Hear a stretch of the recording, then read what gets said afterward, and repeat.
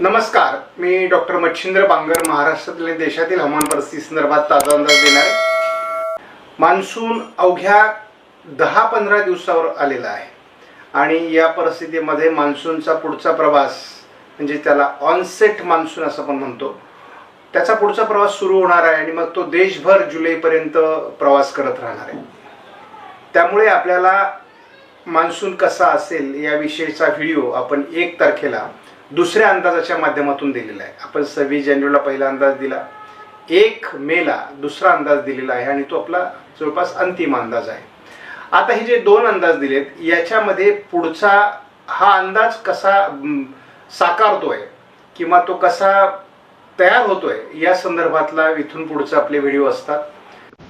ज्यांनी या चॅनलला सबस्क्राईब केलं नसेल, दररोज व्हिडिओ बघतात, त्यांनी देखील या चॅनलला सबस्क्राईब करायचा प्रयत्न करा की जेणेकरून तुम्हाला दररोजचं नोटिफिकेशन येईल आणि तुम्हाला नवीन अपडेट हवामानाविषयी समजेल। तर मान्सूनला आपण साधारण 15 ते 20 मेच्या दरम्यान अंदमानात दाखल होणं अपेक्षित धरलेलं आहे आणि याच दरम्यान एक वादळी सिस्टम देखील GFS मॉडेलने तयार होण्याचा अंदाज व्यक्त केलेला आहे आणि जर ही GFS ची वादळी सिस्टम तयार झाली आणि ती जर उत्तरेला सरकली बंगालच्या उपसागरामधून तर मात्र आपल्याला मान्सून लवकर येताना दिसेल।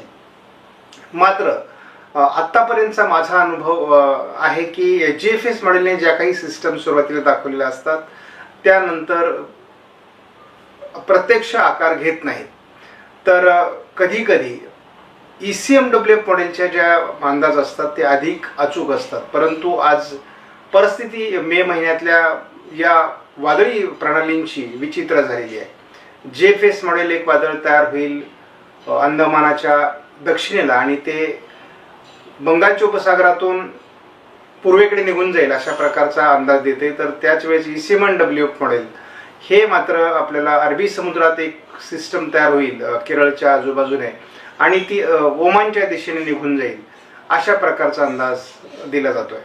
म्हणजे दोन्ही मॉडेलमध्ये मोठी तफावत आहे आणि अशी तफावत प्रत्येक मॉडेलमध्ये असते। प्रत्येक मॉडेल आपल्या अंदाजासाठी प्रत्येक वर्षी संशोधन करत असतं आणि आपले अंदाज कसे ॲक्युरेट येतील या संदर्भामध्ये प्रयत्न करत असतात। त्याच्यामुळे गेल्या वर्षी एखादा मॉडेलचा अंदाज जरी चुकला असला तरी तो यावर्षी बरोबर देखील येऊ शकतो, कारण त्या मॉडेलमध्ये सुधारणा झालेल्या असतात।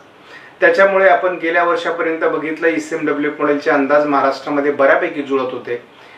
या अवकाळी पावसाच्या जानेवारीपासून तर साधारण एप्रिल 30 पर्यंतच्या अंदाजामध्ये मला आयकॉन मॉडेल जास्त सुटेबल वाटलं, कारण मी त्याचे अंदाज बघितले। कारण GFS आणि ECMWF दोन्हींनी पाऊस न सांगितलेल्या परिस्थितीमध्ये आपल्याला आयकॉन मॉडेलचे अंदाज जुळले आणि पाऊस आपण बघितला। मात्र असं नेहमीच होत नाही, आपल्याला मान्सूनचे अंदाज ECMWF मॉडेलचे अधिक बरोबर येतात, वादळाचे अंदाज अधिक बरोबर येतात असा आपला अनुभव आहे। आणि त्यामुळे एक गोष्ट लक्षात ठेवा की आपण जास्तीत जास्त भरोसा किंवा ट्रस्ट हा ECMWF मॉडेलवर ठेवतो। मे महिन्यामध्ये आपण काय घडेल याचा अंदाज यापूर्वी दिलेला आहे, परंतु हे अंदाज सुद्धा मेचे सारखे बदलत असतात, कारण हा मान्सूनचा पूर्वकाळ असतो आणि त्यामुळे यापूर्वी दिलेले अंदाज हे बदलण्याची शक्यता अधिक असते आणि हवामान बदल हा एक हवामानाचा स्वभाव आहे आणि त्यामुळे दररोजचा काल दिलेला अंदाज मॉडेलचा आज तसाच असेल असं नाही, कारण हवामानामध्ये बदल होत असतो आणि त्यामुळे या बाबी घडत असतात। आता आपण SIPS मॉडेलचं जरी उदाहरण घेतलं तर कालपर्यंत या मॉडेलने कुठेही मे महिन्यामध्ये पावसाचा अंदाज दिलेला नव्हता। मात्र आज सकाळी आपण जेव्हा बघितलं तेव्हा असं लक्षात आलं की SIPS मॉडेलने चांगल्या प्रकारचा पाऊस महाराष्ट्रामध्ये आणि भारतामध्ये दाखवलेला आहे। शिवाय आपण IMDचा अंदाज बघितलेला आहे, IMDने देखील सरासरीपेक्षा म्हणजे 110% पाऊस हा महाराष्ट्रामध्ये पडू शकतो असा अंदाज व्यक्त केलेला आहे। मग कुठलंही मॉडेल आपल्याला 15 मे पर्यंत पाऊस दाखवत नाही। मग हा पाऊस होणार कधी आहे, तर हा पाऊस होणार आहे शेवटच्या 10 दिवसामध्ये, म्हणजे साधारणपणे असं गृहीत धरा तुम्ही की 20 तारखेपासून 31 तारखेच्या दरम्यान। परंतु मग हवामानात जे बदल आहेत ते 15 तारखेपासूनच सुरू होतील, हलके फुलके पाऊस भारतामध्ये सुरू होतील आणि भारतामध्ये तसंही आत्ताही पाऊस पडतोय। म्हणजे आपण जर महाराष्ट्राचा अपवाद वगळला तर दक्षिण भारतातील तामिळनाडू, केरळ, कर्नाटक, रायलसीमा, आंध्र प्रदेश, अगदी ओरिसा, पश्चिम बंगाल, पूर्वेकडील आसाम वगैरे सर्व राज्यांमध्ये पॉंडिचेरीपर्यंत, अरुणाचल प्रदेशपर्यंत पाऊस पडतोय. इकडे आपण उत्तर प्रदेशमध्ये पावसाचं वातावरण बघतोय, अगदी जम्मू काश्मीरमध्ये वातावरण बघतोय, उत्तर राजस्थानमध्ये, पूर्व मध्य प्रदेशमध्ये आपण पाऊस बघतो. म्हणजे भारतात पाऊस पडतोय, परंतु महाराष्ट्रामध्ये सध्या पाऊस नाहीये. काल थोड्या छत्रपती संभाजीनगरच्या काही भागांमध्ये किरकोळ पाऊस झालेला आहे. पूर्व विदर्भामध्ये भारतीय हवामान खात्याने पाऊस व्यक्त केलेलाच आहे आणि त्यामध्ये आपल्याला साधारण नागपूर, भंडारा, गोंदियामध्ये किरकोळ विरळ स्वरूपामध्ये काही शिडकावा काही भागामध्ये झालेला आहे. तर ही घटना आहे आणि आता इथून पुढे लक्षात ठेवा, अगदी उद्यापासून सुद्धा किंवा आज देखील आपल्याला ठिकठिकाणी स्थानिक वातावरण तयार होईल. कुठलीही प्रणाली सध्या सक्रिय नाही जी महाराष्ट्रावर येणार आहे आणि खूप पाऊस देणार असे काही परिस्थिती नाही, परंतु स्थानिक ढग निर्माण होतील आणि या ढगांमधून आपल्याला थोड्या थोड्या कमी कमी क्षेत्रावर पावसाचं क्षेत्र तयार होईल असं दिसतंय. आणि साधारण यामध्ये आपल्याला 8-9 तारखेला किंवा 7-8 तारखेला याचं प्रमाण थोडं वाढण्याची शक्यता आहे. आणि हे कुठे वाढणार आहे तर पश्चिम महाराष्ट्र, दक्षिण मराठवाडा, विदर्भ असं हे प्रमाण वाढणार आहे. म्हणजे थोडं उत्तर महाराष्ट्रामध्ये याचा प्रभाव कमी असेल, मध्य महाराष्ट्र, कोकणात याचा प्रभाव कमी राहण्याची शक्यता आहे. पण आता इथून पुढे जर अनुकूल वातावरण ECMWF मॉडेलच्या अंदाजानुसार कमी दाबाचं क्षेत्र अरबी समुद्रात डेव्हलप झालं तर मात्र कोकण किनारपट्टीला मे मध्ये देखील पावसाची शक्यता नाकारता येत नाही. आणि मग त्यामुळे लक्षात घ्या की महाराष्ट्रामध्ये मेचा जो उत्तरार्ध आहे त्यामध्ये पावसाळी अंदाज सुरू होणार आहेत. आणि मग चांगल्या प्रकारे आता गेल्या वर्षी आपल्याला माहिती आहे अगदी एप्रिल पासूनच पावसाळा सुरू झाला, मग मे मध्ये अगदी 13-14 तारखेपासून मान्सून सारखा पाऊस बरसला. काही ठिकाणी 200 मिलीमीटर पाऊस आपण मे मध्ये गेल्या वर्षी बघितला होता. तेवढी पावसाची परिस्थिती यावर्षी असणार नाही. पण एक गोष्ट लक्षात ठेवा की यावर्षी देखील आपल्याला साधारणपणे 15 तारखेनंतर काही ठिकाणी अतिशय चांगले पाऊस बघायला मिळणार आहेत. ओढ्या नाल्यांना पूर येतील मे मध्ये असे पाऊस आपल्याला बघायला मिळणार आहेत 31 मे पर्यंत. आणि मग साधारणपणे मान्सून सुद्धा आता कशा वादळी सिस्टम प्रणाली तयार होत आहेत, मान्सूनला मदत करतायत की मान्सूनला अडकवतायत, म्हणजे अडथळा निर्माण करतायत, हे महत्वाचं आहे. कारण आता सगळी सिच्युएशन गोंधळाची आहे सध्या. आणि त्यामुळे शेतकरी सुद्धा मेच्या अंदाजाविषयी संभ्रमात आहे की नेमकी काय होणार आहे, काय भूमिका घ्याव्या शेतकऱ्यांनी.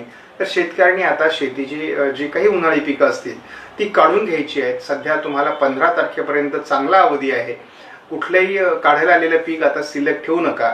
आणि सर्वात महत्त्वाची बाब म्हणजे मशागती, आपल्या ज्या काही जमिनी नांगरलेल्या असतात वगैरे, त्यानंतर मग आपण पाऊस आल्यानंतर जो प्राथमिक पाऊस येतो आणि मग तो मान्सून पूर्व पावसामुळे हे जे काही नांगरलेल्या जमिनी त्यांची जी ढेकळं असतात ती फुटतात आणि मग नंतर आपण त्याला मशागतीला अनुकूल वातावरण तयार झाल्यानंतर आपण पेरणी योग्य जमिनीची मशागत करतो. म्हणजे पेरणीपूर्व मशागतीसाठी आपल्याला अजून वेळ आहे, परंतु नांगरणीसारखा प्रकार असेल किंवा उन्हाळी पिकं काढून घ्यायचा प्रकार असेल, जी पिकं मागास आहेत ती काढण्याचा प्रकार असेल, हे आता उरकून घेणं आवश्यक आहे. कारण आता कोणत्याही क्षणी आपल्याला पाऊस येऊ शकतो अशी परिस्थिती आहे. आता कसं आहे, वातावरण बदलतंय आणि वादळी सिस्टम जर तयार झाल्या तर अगदी 15 मेच्या अगोदर सुद्धा पावसाचं वातावरण एखाद्या वेळेस तयार होऊ शकतं. त्याची शक्यता कुठल्याही मॉडेलने व्यक्त केलेली नाही. कारण वादळी सिस्टम कधी बनतील तर ह्या साधारणपणे दुसऱ्या आठवड्यापासून तिसऱ्या आठवड्यापासून बनायला सुरुवात होईल आणि मग त्याची तीव्रता ही मेच्या शेवटच्या आठवड्यामध्ये, जूनच्या पहिल्या आठवड्यामध्ये सुद्धा आपल्याला जाणवेल. कारण मे महिना आणि जूनचा पहिला आठवडा हा वादळी असतो आणि त्यानंतर मग आपण बघतो की सप्टेंबरचा शेवटचा आठवडा आणि ऑक्टोबर महिना हा वादळी असतो आणि मधला काळ मग स्थिरावलेल्या मान्सूनचा असतो आणि तो आपण मग अनुभवत असतो. यावर्षी मान्सून संदर्भात महिन्यावाईज आपण अंदाज दिलेला आहे. त्यामुळे यावर्षीचं कसोटीचं वर्ष हे मी यापूर्वीच सांगितलं. एक लक्षात घ्या की आता मी फक्त मान्सूनचा देखील 5 दिवसाचा अंदाज देणार आहे चॅनलवर. मी त्यामध्ये कुठलीही वाढ करणार नाही. 5 दिवसाचा अंदाज ऑथेंटिक असतो. कारण आपल्याला माहिती आहे की IMD म्हणजे आपण जर कुलाबा वेधशाळा असेल किंवा अगदी भारतीय हवामान खाते असेल ते 5 ते 6 दिवसाचा अंदाज देतात. तसं आपण देखील 5 दिवसाचा अंदाज फक्त गृहीत धरणार आहोत. ज्यांना 10 दिवसाचा किंवा 15 दिवसापर्यंतचा दीर्घावधीचा अंदाज हवा असतो, त्याच्यासाठी आपण पेड चॅनल व्हॉट्सअप ग्रुप सुरू केलेला आहे आणि त्याची लिंक जर तुम्ही मला रिक्वेस्ट केली, कारण माझे व्हॉट्सअप ग्रुप तुम्हाला परिचित आहेत, माझा फोन नंबर तुम्हाला परिचित आहे, तर तुम्ही मला फोनवर विचारू शकता किंवा मला हाय म्हणून तिथे सांगू शकता की आम्हाला पेड ग्रुपला जॉईन व्हायचं आहे. तर आम्ही तुम्हाला फक्त 500 रुपये फी असते, ती आयुष्यभरासाठी. आम्ही तुम्हाला महिन्याला वर्षाला असं सबस्क्रिप्शन टाईप पैसे मागत नाही. आणि हे का, तर मला स्वतंत्र काम त्याच्यावर करावं लागणार आहे आणि त्याला वेळ द्यावा लागणार आहे आणि म्हणून आपण हा पेड ग्रुप सुरू केलेला आहे. आणि त्यालाही काही कारणं आहेत, ही कारणं तुम्हाला सगळ्यांना परिचित आहेत. कारण शेतकऱ्यांनीच आपल्याला याविरुद्ध आंदोलन करून मग अंदाज थांबवा, तुम्ही अंदाज देऊ नका, अशा प्रकारचं आंदोलन केलं आणि त्यामुळे आपल्याला ती अडचणी निर्माण झाल्या. आता मात्र तेच शेतकरी सांगतात की आता सर सविस्तर अंदाज सुरू करा, म्हणजे त्यांनी सांगायचं ना आपण तसे अंदाज द्यायचे. ही मला न पटणारी गोष्ट आहे. कारण जे फ्रीडम, जे स्वातंत्र्य आम्हाला असेल, त्या स्वातंत्र्यात आम्ही जर अंदाज दिला तरच आम्ही दिलखुलास किंवा चांगला अंदाज देऊ शकतो. दबावाखाली शेतकऱ्यांचा अंदाज द्यायचा असेल तर ते अंदाज नाही दिलेले बरे. आणि मी एक सांगतो की समाधानासाठी, शेतकऱ्यांना खुश करण्यासाठी, भावनिक होऊन शेतकऱ्यांचं मन सांभाळण्यासाठी जर अंदाज द्यायचे असतील तर ते खोटे अंदाज आहेत. ते खोटे अंदाज देण्यात मला इंटरेस्ट नाही. कारण शेतकऱ्यांना खरं काय घडणार आहे ते सांगा. शेतकऱ्यांना दुष्काळ पडणारे सांगा ना, कमी पाऊस पडणारे सांगा, कारण त्याला सावध करा. तुम्ही त्याचं मरण होणार आहे आणि त्याला आधीच कशाला सांगता, ही भाषा काही कामाची नाही. त्यामुळे शेतकऱ्याला खऱ्या अंदाजाची गरज आहे आणि तो तुम्ही देणं आवश्यक आहे. कारण त्याच्यावर लाखो रुपये खर्च शेतकरी करत असतो आणि तो खर्च पाण्यात जाणार नाही. शेतकरी सावरला पाहिजे, त्यामुळे त्याला आर्थिक आणि वर्षभराचं नियोजन करता आलं पाहिजे. ह्या दृष्टीने आपण पेड ग्रुप देखील तयार ठेवलेला आहे. आणि एक लक्षात घ्या की कुठल्याही सबस्क्रायबरचं 5 दिवसाच्या अंदाजाने नुकसान होणार नाही. कारण तो सविस्तर अंदाज असतो, ऑथेंटिक असतो आणि तो बरोबर येण्याची शक्यता 90% असते. उलट 10 ते 15 दिवसाचे अंदाज यांची 60 ते 70%च बरोबर येण्याची शक्यता असते. हे पण लक्षात ठेवा. त्यामुळे ज्यांना 5 दिवसाच्या अंदाजावर भागतंय त्यांनी अजिबात धडपड करण्याची गरज. आता महत्वाची गोष्ट, मे महिन्यामध्ये आपल्याला खूप चांगला पाऊस, 2-3 पाऊस, मोठे पाऊस महाराष्ट्रामध्ये होण्याची शक्यता आहे. पश्चिम महाराष्ट्र, कोकण, मध्य महाराष्ट्रामध्ये या पावसाचा प्रभाव थोडा अधिक राहण्याची शक्यता आहे. तसंच पूर्व विदर्भामध्ये देखील चांगला पाऊस होण्याची शक्यता आहे. थोडं उत्तर महाराष्ट्र आणि मराठवाड्याच्या उत्तरेकडील भागात याची प्रमाण थोडं कमी असण्याची शक्यता आहे.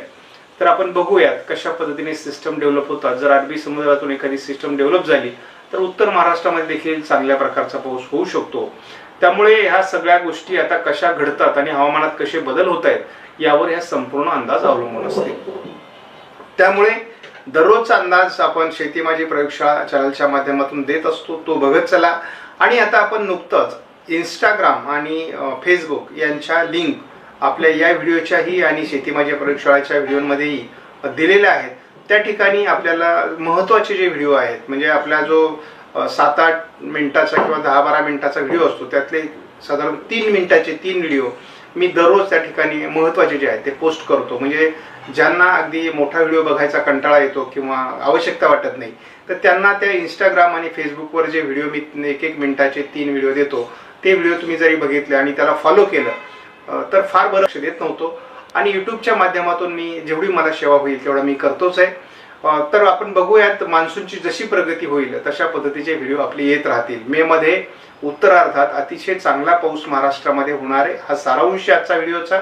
आणि मान्सून देखील वेळेच्या अगोदर 8 दिवस येणं मला अपेक्षित आहे. मी याचा अंदाज अगदी 26 जानेवारीपासून सांगतोय आणि त्यामुळे त्यामध्ये फार बदल होईल असं वाटत नाही. महाराष्ट्रामध्ये 7 तारखेपासून साधारणपणे पाऊस येईल असं मला वाटतंय. मान्सून सक्रिय होण्यासाठी 7 जून नंतरची परिस्थिती अनुकूल आहे. साधारण 27-28 मे पासून केरळमध्ये मान्सूनसाठी अनुकूल परिस्थिती आहे. परंतु वादळी सिस्टम तयार झाल्यामुळे मोठे मान्सून रखडत असतो आणि त्यामुळे तो किती गतीने पुढे येईल, कधी कधी तो अगदी सुपर पद्धतीने सरकतो तर कधी तो अडखळतो. त्यामुळे या सगळ्या गोष्टी लक्षात घेऊन आपण हा अंदाज बघायचा आहे.